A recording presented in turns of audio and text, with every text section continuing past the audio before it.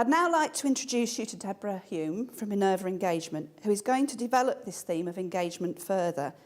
Deborah is a leading expert in the business of engagement. She is an expert in delivering business change through the effective engagement of employees and key stakeholders. And I am sure that you will find what she has to say both inspiring and of practical help in developing your plans. Thank you.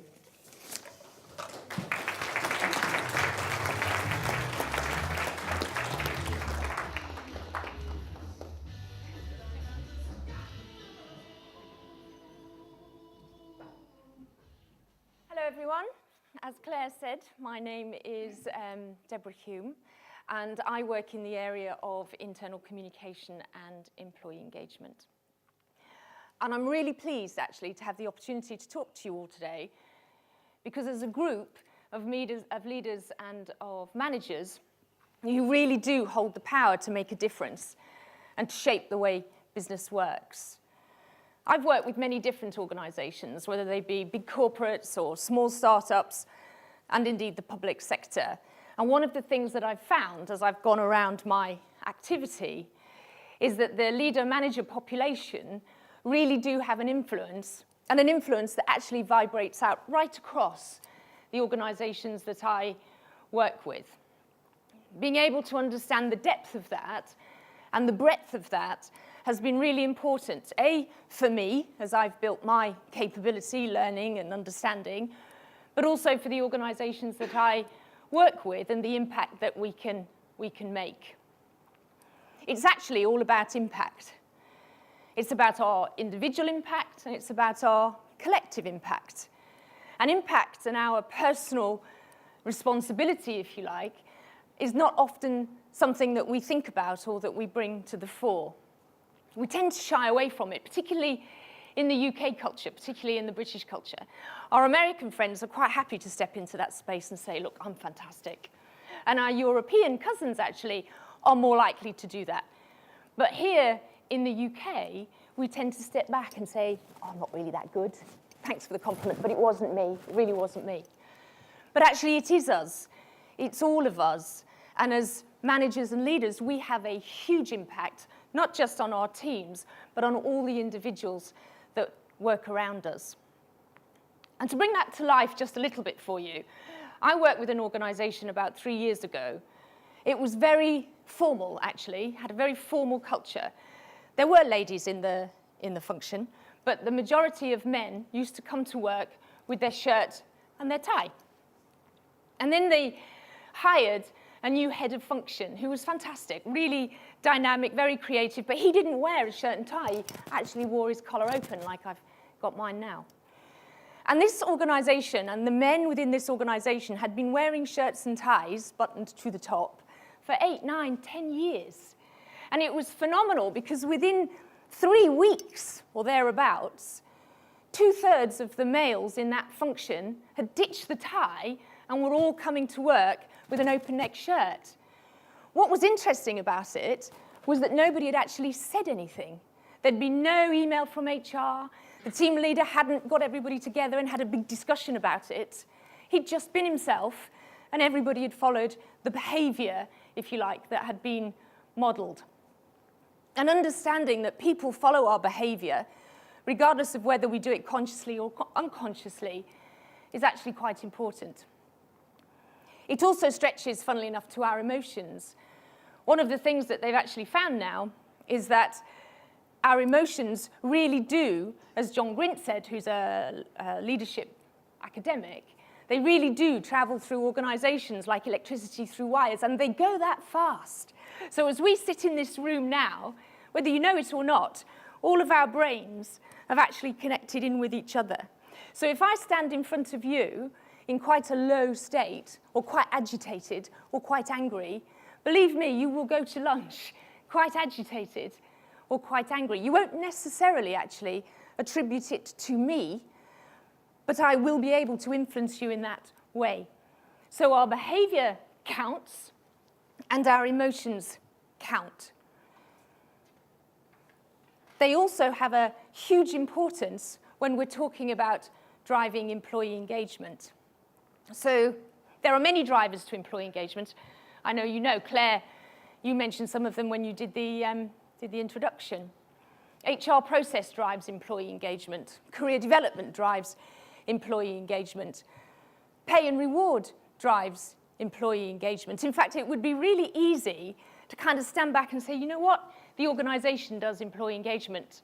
Or to stand to the side and say, actually, the reason why our employee engagement isn't quite so great is because we haven't got the focus, or we haven't got the resource, or we haven't got the budget. But what's fascinating about all of that is that survey after survey after survey says that individuals don't leave their organizations, they leave their leaders, or they leave their managers. Effectively, they leave us. They join organizations based on the brand and the positioning and the reputation, but they leave us. There was a survey by the Westminster Business School in January of this year, and one of the things that came out of that was that the most trusted group of individuals in an organization isn't the chief exec's office or even the frontline staff. It's the middle managers and the middle leaders. So not only do they leave us, they also trust us more than any other group. So that kind of suggests to me that as a group, we do have a big influence, and we do have a big impact, and we do have a big role to play. And we all know the link between employee engagement and productivity and profitability. I know, again, you've been talking about it this morning. Mark was discussing it with you this morning. And those correlations have been going on for 10, 20, 30 years. We know that it drives productivity, we know that it drives profitability, and we know that it drives customer advocacy. And yet, interestingly, globally, I know your figures here, by the way, are high, and you should really acknowledge yourselves for that. There's always room for improvement, but you do need to acknowledge where you are. Globally, the employee engagement figures are not increasing that much, considering the time, the money, and the resource that's been thrown at it. In the States, I think they spend something like $720 million just on employee engagement activity. But the figures are not increasing that much. We've managed to get to kind of average good, but we can't push up from good to great. So there's still only about a third of employees globally that can actively say they are actively engaged in their work. And I think the UK, against all economic groups, big major economic groups, we're about 6% in engagement less than our peers. So whilst I think we can acknowledge that we have to have HR process right, because we do, we have to make sure that our pay and benefit is as it should be, because we do, the organizational structure is correct, because we do, maybe there's a different lens that we need to actually look through. And maybe, again, we need to look to ourselves as managers and leaders and think about the role that we can play and what we bring to the party, if you like. The UK government, I can't remember whether it was 2012 or 2013 actually, but they got very interested in employee engagement, and primarily because they understand that it drives productivity, but they also understand that that productivity drives GDP, which of course they're massively interested in. So they did a report with John McLeod on employee engagement, and they cited all of the drivers that we've spoken about, but they came up with 4 key ones. Now they may change over time, but 4 key drivers. So essentially, if you press these 4 levers, you will impact positively employee engagement. And the 4 levers are narrative. So that's all about the ability to talk about the vision, to explain the direction that the organization is going in, to be very clear about what the organization stands for. The second thing was engaging managers. And by that, we don't mean charismatic, by the way. You don't have to stand there and just be, oh, I'm fantastic. It's not about being charismatic. It's about actually sitting down with teams and being able to talk through what the role profile is, what the objectives are, what the measures are, how they're doing against performance, being really very clear about the expectations that are being set. Those discussions and conversations, I know, are quite difficult. I believe here you use motivational maps, which is a fantastic tool for helping you have those conversations in much more granular detail. The third lever is all around employee voice. And that's about feedback. That's about discussion and debate. That's your communication loop coming into play, actually listening to what people have to say and taking their views and opinions into consideration. And the fourth is authentic values. And that is so much more than having the vision and the values plastered all around the wall. It's actually bringing them into day-to-day decision-making and day-to-day conversation. It actually moves back towards modeling the behaviors and modeling the way and making sure those values really live as part of what we do every day. So the managers, therefore, I would suggest, in my mind anyway, as managers, as leaders, we can actually influence all of those four areas quite easily, independent of what else is going on around the organisation. Although it helps to have a forward-thinking organisation who are working hard in those areas, which, from what I know of your organisation, you seem to have sorted that out very robustly. When I talk about leaders, I'm not talking about leaders or leadership as a role. I'm not talking about it as a title. I'm actually talking about it as a behaviour. And I'm sure all of you, I certainly have, we've been around leaders who've got leadership in the title, but quite honestly couldn't lead themselves out of a paper bag, and certainly couldn't lead anybody else out either, because they're not displaying the behaviours that are required to actually stand in that space. And I don't think it's appropriate anymore to actually say, you know what, leadership is an innate capability, and I wasn't born with it, so it's not my problem. It doesn't wash anymore. Maybe 30 years ago. John Adair, who I know you work with here, and work with his action-centred leadership model around team, individual, and task, he was one of the first thinkers on leadership as a learned capability, something that can be learned in practice. And I really believe that leadership is a learned capability. It's very like the parent-child relationship, where it's the child that teaches the parent how to be a parent.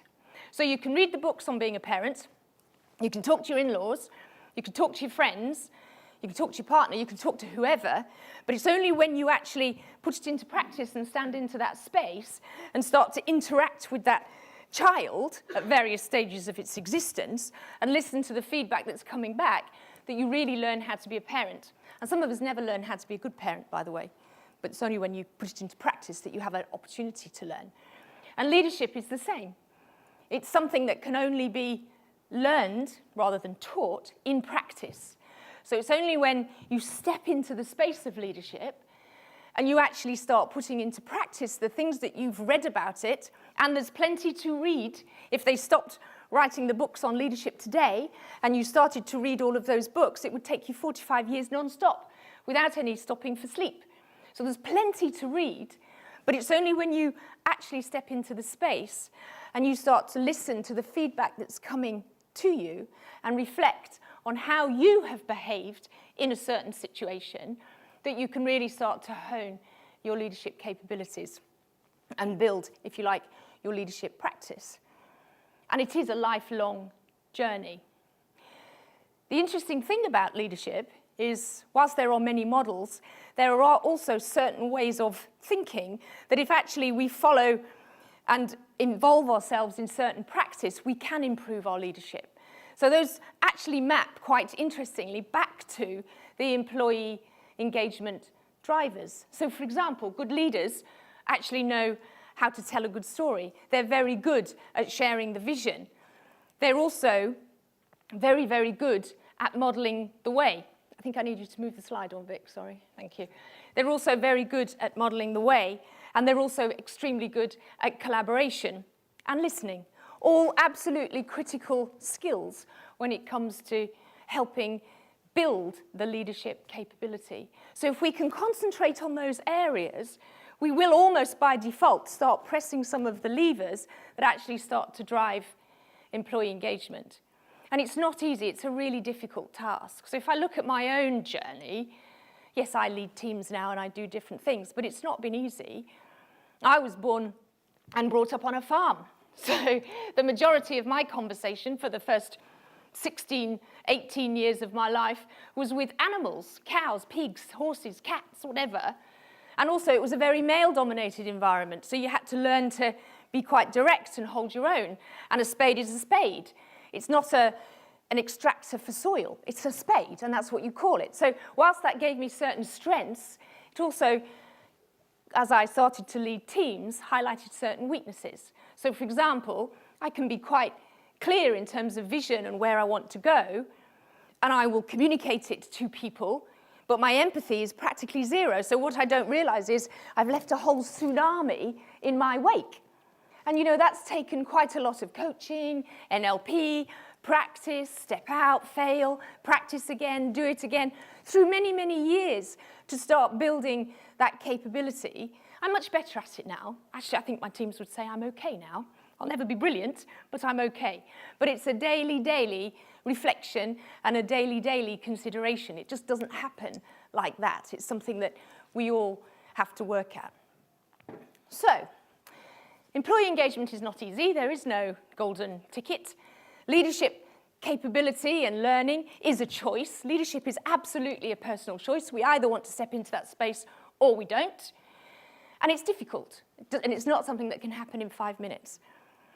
One of the things that is happening, though, these days, which I do find quite fascinating, is that there are a lot of developments going on in the world of neuroscience.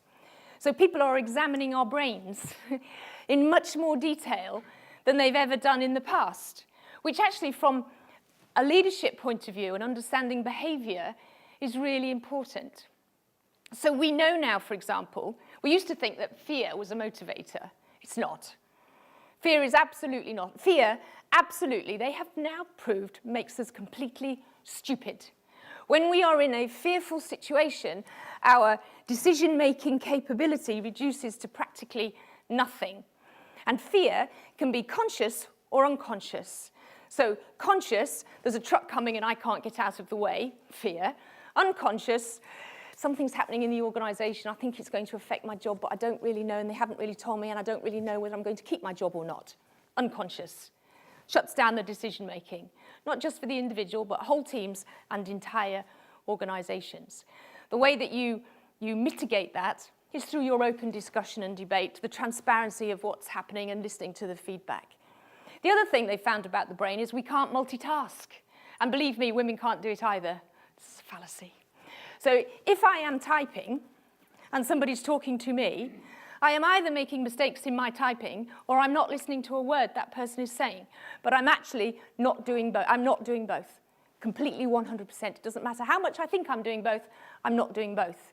So I either stop typing and listen to what's being said, or I get my important email out and ask the person just to hold for 5 minutes so I can concentrate on what they're saying. So it's all quite interesting stuff, and there's lots of it. Far too much for me to discuss with you here today. But the bit that is important, I think, and does link back to the conversation around leadership capability and engagement, is what they're finding about how to keep brains healthy and happy. And that's really interesting, because if you were to lose all of your faces and your personalities, and you were just 60, 70 brains on the top of spinal columns looking at me, there are 4 things that I actually need to consider. And this may change as our understanding of the brain grows, but there are 4 things that I need to think about to make sure your brains stay calm, stress-free, and happy. One is, I have to create a sense of attachment. Attachment is really important. We have it since birth. We have it from birth. And attachment, when we get into the organisational setting, comes from trust. So if we're working with teams and in organisations where there's a high level of trust, our sense of attachment will be very high, and then we're in a very balanced, good state.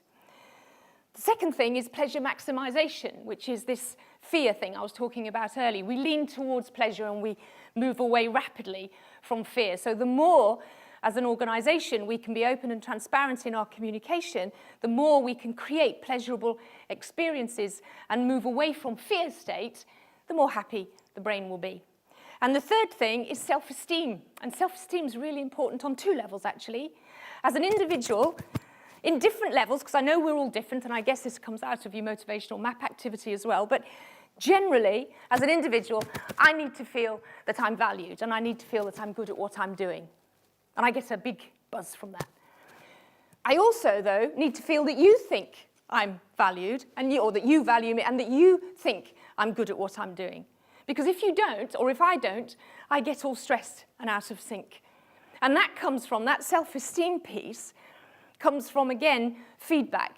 It comes from you talking to me, telling me, giving me feedback on how I'm doing, letting me know when maybe I'm not doing so well, but more importantly, telling me how I can improve, or putting me in a situation where you're using my talents instead of playing to my weaknesses, which happens a lot.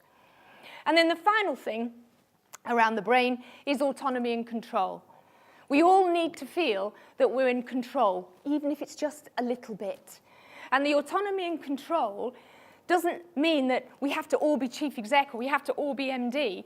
If I'm in a work situation and I need to leave at 5:15, but I'm supposed to leave at 5:30, if I feel that I can clear my desk, sort everything out, and go at 5:15, it gives me an enormous boost in terms of the autonomy and control I have over my existence. So when we're very, very clear with our people and we explain to them what it is the expectation is, and then let them get on with it with the right checks and balances, it gives them a huge sense of autonomy and control.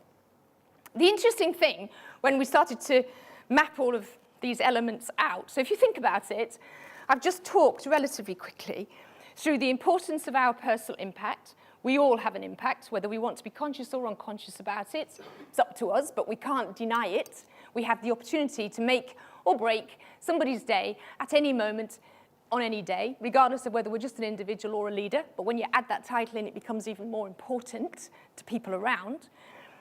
So the impact, employee engagement, absolutely. It drives productivity. It drives shareholder value. It is very, very difficult. We're not doing so well at it, but there's a big role, if you like, we can play as managers and leaders. In order to play that, we need to make sure that we build our capability and we build our awareness and we know what's expected of us and we handle things in a certain way, we reflect and we listen. Listening, you know, by the way, is really important. Most of us don't listen at all. Somebody once said to me, listening is like a dance. You lead and you follow. You lead and you follow. What tends to happen with listening is if I'm talking to you, you'll be saying something to me, and my brain will be whirring. What question should I be asking next? Well, he's just said that, but I don't know. Maybe I need to position it that way, or maybe I just... So I'm too busy thinking about what I need to say next to get my point across, to listen to what you're actually saying to me. Whereas if I completely listened, not just to what you were saying, but to your behavior, to your body, to your emotions, I wouldn't have to worry. My brain's I would know what to say next. It would just come naturally. And then I would speak and you would do the same. What tends to happen is we're miles away. Sometimes we're even thinking about what we're going to put on for dinner that night when somebody's talking to us, and we all do it. So listening is really important. So when you pull all of that together, it actually forms, and I know it's the topic of your conference today, but it does form a kind of chain reaction. So the brain needs a certain environment in which to function happily and keep it in a healthy state rather than a stress state, which then takes it towards a lot of mental and ill health issues. There's still a lot of research that's coming out of that space, but there's enough now for us to at least work with and appreciate. So the brain needs a certain state. As leaders and managers, we have an absolute opportunity and a responsibility to create those conditions so that our teams and our people can operate to the very best that they can. And actually, if we do that, it will, almost by default, but it will start to press those levers that have been identified as key drivers of engagement. So the whole thing kind of starts to come together and work together. So I suppose the thought that I want to leave you with, and I have done quite a lot of work with quite a lot of organizations, and you know, there are so many things we can do. There's so many apps we can build, brochures that we can write, posters that we can put on the wall. You can spend so much money.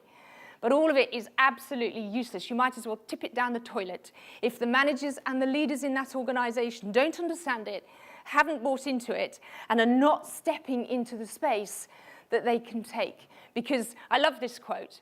Your playing small, my playing small, our playing small really doesn't serve the world. When we shy away from who we are and what we hold, we actually disappoint those around us and we let down those around us. It's only by stepping into that space, constantly practicing and constantly doing and being who we are, that we make a huge difference to our teams, to our organisations, to ourselves, and also to all of our friends and all of our family on a much wider level. So I hope you enjoyed that, and that's it from me. Thank you.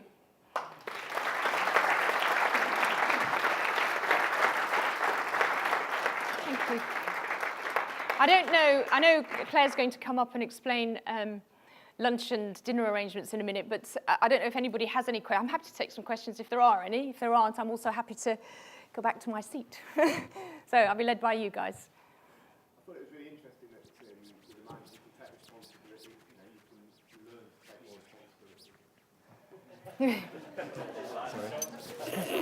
You can learn to take responsibility, but it can be a learned behaviour. So you don't, like you just need to persevere at it. And so no one should give up really. No, nobody should give up. Nobody should. I think one of the things that I've learned, and certainly as I've worked with different people in different organisations, it's almost like we're kind of frightened of putting it into practice, really, in case we fail. Well, you know what? You're always going to fail because we can't be perfect. We're all human. And all we can keep doing is honing and honing and honing. And actually, it is only the feedback from our colleagues and the people around us that help us get better.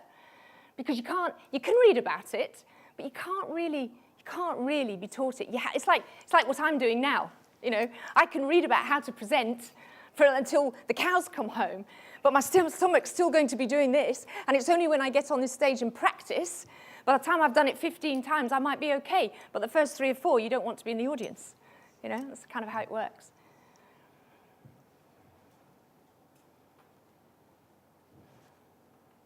Nothing else? Okay, well, I hope you enjoyed, and I hope it's given you something to think about, and I will hang around. I'll be around for lunch if anybody wants to come up and have any conversations with me. All right, thank you.